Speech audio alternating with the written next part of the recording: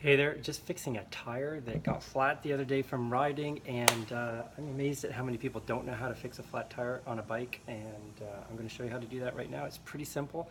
Um, I used to be able to get this down into about a minute when I was racing, so I'm going to go a little slower here so I can explain a few things. Number one, know what you want to do before you even take the tire off. You know, it's flat right here, you can see there's no air in it. What you want to do is get it into the right gear, because getting the tire back on is a lot easier if it's in the proper gear. So we want to go down into a hard gear here, right?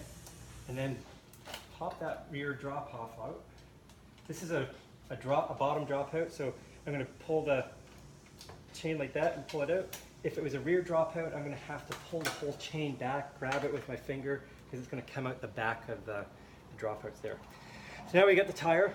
I'm going to try and avoid the greasy part here. And I'm going to do a couple things. I'm going to locate the valve because I want to figure out where is the flat. If I'm going to take this off, the last thing I want to do is put a new tube back in and there's a piece of wire sticking out somewhere, or maybe there's a hole in the rim tape. You never really know what's going on with the tire. Sometimes you can see it. You know, I had the other day I got a flat, there was actually a screw sticking right out of my tire. So that was pretty obvious that it was the screw. But I'm going to take a look at where the valve is, and I'm going to pop the tire off using a little tire lever.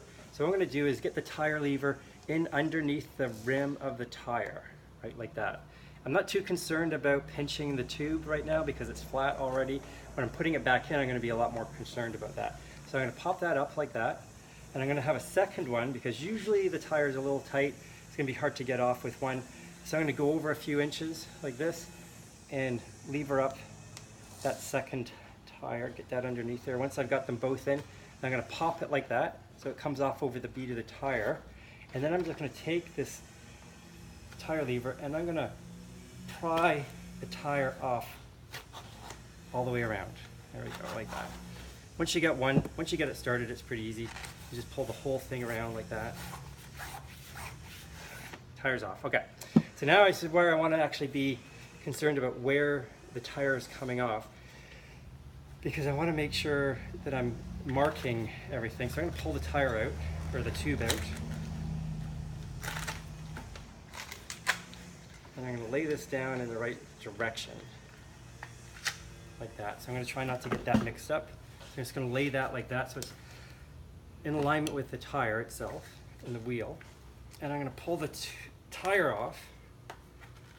Usually if your tire's new, that might be a little tough to get off like that. You might have to get the tire levers to pull it off.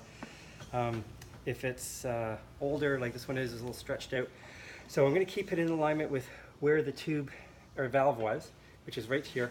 And I'm going to go around and I'm feeling for some wire or something like that that's in the tire. Usually my fingers will pick it up before my eyes will.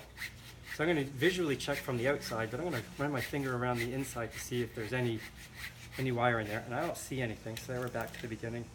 Might take a quick look. The tire looks pretty good though, other than the fact that it's flat. The tire looks good, but the tube is obviously got something wrong with it.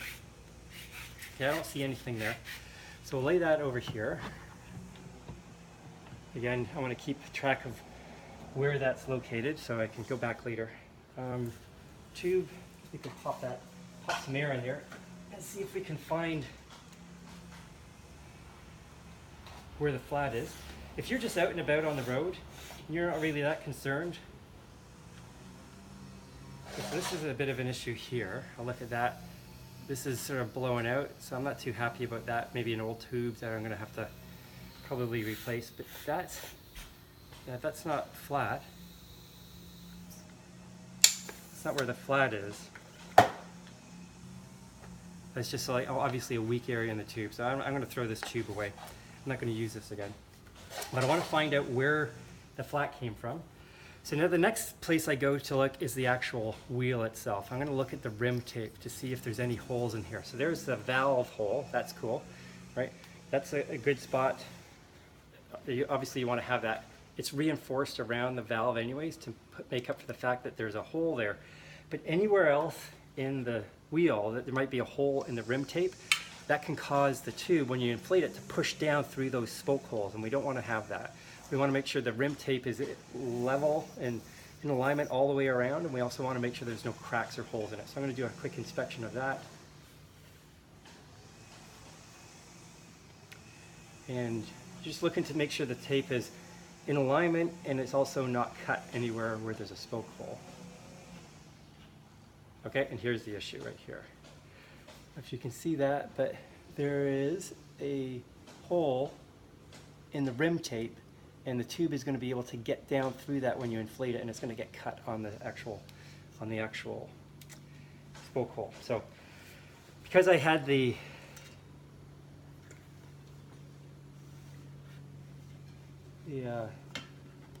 tire in alignment, so I'm going to pull that back to here and go, okay, yeah, and I can see a little cut in the tire there. So that's what caused that flat. So what we want to do here is we want to replace this rim tape because it's no good anymore. So we want to get that out. So I'm just going to either pry that out or cut it out. I've got a spare rim tape over here. So I'm just going to, same type of thing. Just going to pull the rim tape back with your fingernail there. Get this tire lever in underneath that. It doesn't matter if you wreck it because it's already wrecked. I'm throwing this away when I get it off. If you're out and about and you're on the road and you have to fix this, obviously you're not going to have a spare rim tape with you.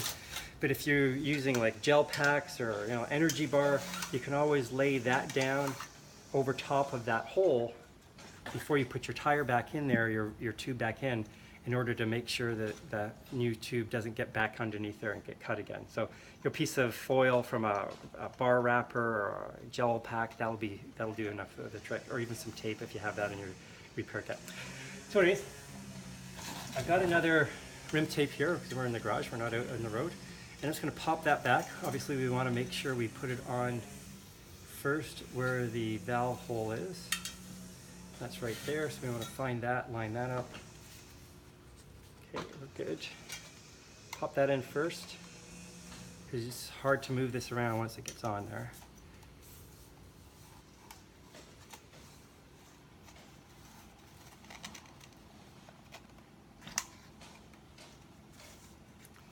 Okay.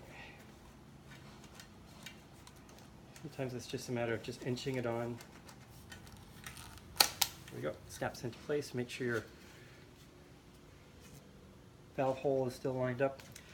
Pop the tire back on because there's nothing in here that caused the issue. We found the issue. The problem is if you can't find why your tube went flat, that's always a problem. You always want to find the issue, because if you can't find why it went flat, sometimes it could be just like a little puncture or a pinch flat, that's what they call it, and that's from not having enough air in your tire, and you run over a stone, for example, and it pinches the tube between the rim and the stone that you might have run over. So that's frustrating because it's not like there's anything stuck in there, and it's just kind of like little tiny holes in the tube. Okay, so once we get this tire back on, we want to slide it so that it's just half on, and we want to take our new tube. I always just open it up a little bit, make sure there's a bit of air getting inside it. We want to find the valve, so it's here. We'll start there, we want to move that in first. Pop that like that. So we're just going to lay the tire or the tube out onto the wheel. We want to make sure it's not twisted, so you might as well start that way.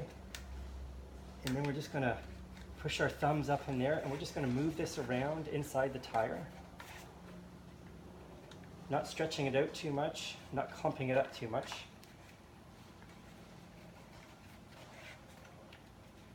Let's make sure you can see that. Yeah. So we're just feeding it in all the way around the tire. You can look back here to make sure that it's not getting pulled out as you push it in. So as I'm pushing it, I'm usually pushing it back towards where I've come from. And hopefully if you do it right, you end up with not too much and not too little at the end. So it looks like we're going to be okay. So I don't want to end at the valve here, so I'm going to move this across here, making sure that there's no twists. Okay, so now that we're done that, I'm going to take the valve, push it up into the tire, and get the bead of the clincher here in underneath that thick part of the valve. Because quite often if you don't, that'll stay high, and when you put the air back in, it'll pop it off the rim. That's not cool. And you're just going to blow the tire out again. And you're just going to move with your hand and your thumb. You're just rolling the bead of the tire. It's usually pretty easy elsewhere, but it's at the very end it gets really tight. And this is where it gets important. So you can see here that the tube is starting to get a little trapped underneath the tire. We don't want that. We want to make sure the tube gets pushed up inside the tire so that when you're rolling the bead over the rim, that you're not pinching the tube. And this is an older tire, so I'm pretty sure I could probably roll this on like that. Just grab it and roll it on as long as the tube isn't pinched in there. But I'm going to show you how to do it with the tire lever. So you want to get the tire lever. You want to put it up onto the rim like this. So I'm going to show you what I'm going to do here, but I'll do it off to the side. You want to make sure that you push it up and hold it onto the rim like that until it clips up over the top of the rim, and then you lever the tire over like that. If you don't push it up and drag it up like that, there's a chance that you could trap the tube in between the lever and the rim, and then as you lever it like that, you're pinching the tube into the rim, and that could cause another flat. You don't want to do that. So I'm going to do that. I'm going to push it up into here, keep it in contact with the rim, and I can feel that there's no tube in there that's caught. I'm just going to roll it on like that. So that's all done. I like to pump the tire up before I put it back on the bike. And if I'm out on the road, what I'm going to do is I'm going to use one of these little CO2 cartridges here. And that just screws in here. Screws in here like that. And there's a little pin that punctures the end of the CO2 cartridge. And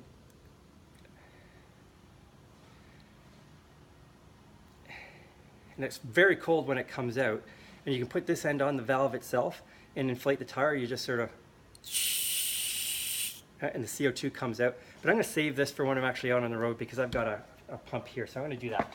But if you are going to do that, what you're looking for when you're pumping the tire up is to make sure that as you're putting the air back in the tire, and it's especially true if you're using those CO2 cartridges because it puts the air in fast, is you want to make sure that the tire is staying on the rim. So as you're pumping it up and you're putting that air back in, you want to be listening for and watching the tire all the way around, especially early, to make sure that that bead is trapped inside the rim of the tire and that it's not getting pushed out and pulling up the right way from the tire where the tube can shoot out the side. Once you get enough air in there, you can make sure that that's all kind of settled in. You'll hear it cricking and cracking if it's moving off it. But once you feel like it's good, I like to pump up the tire before I put it back on the bike because I can see it a lot easier. And then the other thing is, if I do screw it up and I get a flat, I don't have to take it back off the bike again. So one of the things that I'm going to be doing here is just pump. I'm just going to finish pumping that up. And a quick thought too, quite often when we get a flat, we're on the side of the road. You want to make sure that you're not pushing the, putting the tire or the rim onto the ground on the gravel and trapping some gravel up inside your tire. So when you put that tube back in there, you've got little bits of dirt in there. So you want to be careful with that. Okay, putting the bike or the wheel back on the tire. Remember we put it into the hardest gear down there. So we're going to grab the back of the gear here, pop that down, throw the tire up here or the wheel, and just seat the chain on that hardest gear. Now it's in alignment. It'll pop right back up into the dropouts. And then we can just spin this around, make sure it's nice and tight. Brakes aren't rubbing. It's centered on the rear triangle.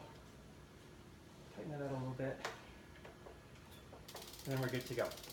So one of the problems was if you don't have it in one gear, you might have it in the middle here and you're trying to put it back. You have it on the wrong cog on the back. These little dropouts aren't going to be in alignment. It's going to be really hard for you to get the tire or the wheel back up inside your bike. So anyways, that's all there is to it. It's pretty simple and straightforward. So hopefully that was useful information and you enjoyed that.